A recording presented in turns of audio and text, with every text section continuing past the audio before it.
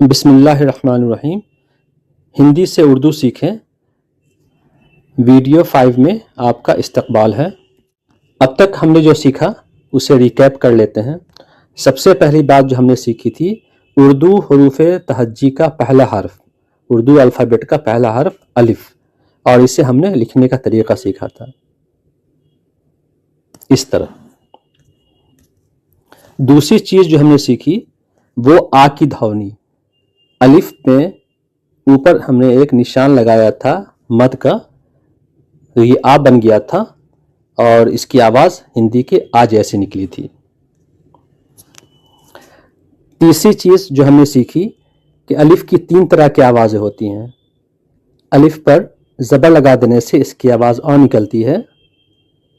अलिफ के नीचे ज़ेर लगा देने से इसकी आवाज़ हिंदी के हर्ष ई की तरह निकलती है, और अलिफ पर पेश लगा देने से इसकी आवाज़ हर्ष ऊ की तरह निकलती है। और हमने ये भी देखा कि बेगरूफ के हरूफ को छोटा हमने किया था और उसमें अलिफ मिलाया था। जैसे बा लिखने के लिए बे को छोटा किया, फिर इसमें अलिफ मिला के बा बनाया, इसे पा, ता, टा, और आखिरी हरूफ जो था सा। इस तरह से हम लोगों ने उर्दू अल्फ़ाबेट के शुरुआती 6 लेटर सीख लिए। अलिफ, बे, पे, ते, टे, से। अब आप कहेंगे कि इसमें तो अलिफ मद आ है ही नहीं, तो यहाँ पर यह बात ज़हन में रखें कि अलिफ मद आ जो है वो उर्दू अल्फ़ाबेट का हिस्सा नहीं है। वो एक तरह से अलिफ ही है जिस पर मद लगाने से उसकी आवाज़ आ निकल गई थी। तो इस तरह से अलिफ की हमने 4 आवाज़ें सीखी, एक आ, अ, ई, उ। इन उर्दू हरूफ को पहचानें। पहला हरूफ यहाँ देख रहे हैं, ये सा है, यानी से है, बे है, टे, ते, अलिफ, और ये आखिरी वाला पे। नीचे दिए गए हरूफ में कितने नुक्ते हैं? नुक्ता मतलब डॉट्स, जिनसे हमें पहचानते हैं हम किसी भी हरूफ को। तो यहाँ हम देख रहे हैं 3 नुक्ते हैं। इसमें 1 नुक्ता है जो नीचे लिखा गया है, इसमें 2 नुक्ता है, ये ऊपर लिखा गया है। पे में 3 नुक्ता ये नीचे लिखा जाता है, और से में 3 नुक्ता ऊपर लिखा जाता है। इन अक्षरों को लिखने का अभ्यास करें। मैं एक लिख देता हूँ, आप अपना घर पे इस प्रैक्टिस करेंगे।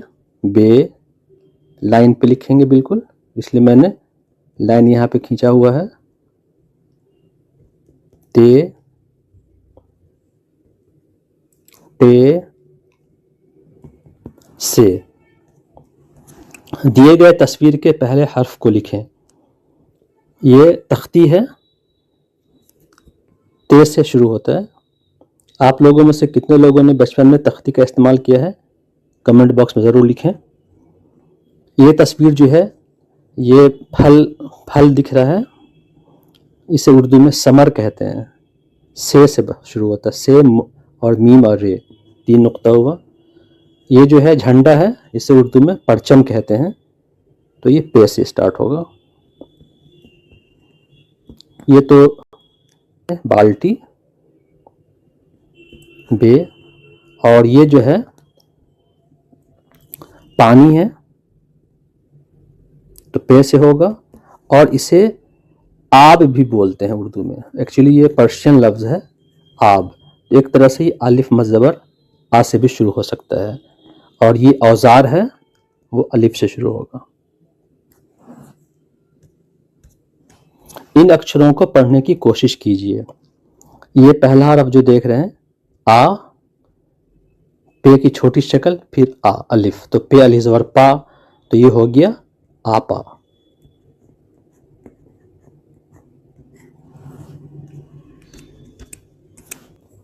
इसे ही पढ़ना आसान है। आ, टे में अलिफ मिला दिया हमने तो टे ज़बर टा हो गया, आटा। ये जो लफ्ज़ है बे में अलिफ मिलाने से बा हो गया, और ये भी बा ही है तो ये बाबा हो गया।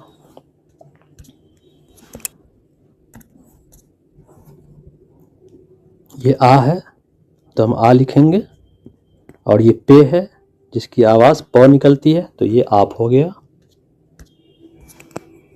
यहाँ देखें, पे में जब अलिफ मिलाएंगे तो पा की आवाज़ निकलेगी, और टे में अलिफ मिलाएंगे तो टा की आवाज़ निकलेगी, तो ये हो गया पाटा। बिछड़ गए तो यह दिल उम्र भर लगेगा नहीं, तो आप लोग बिछड़े नहीं, जुड़े रहें हमारे इस ग्रुप से।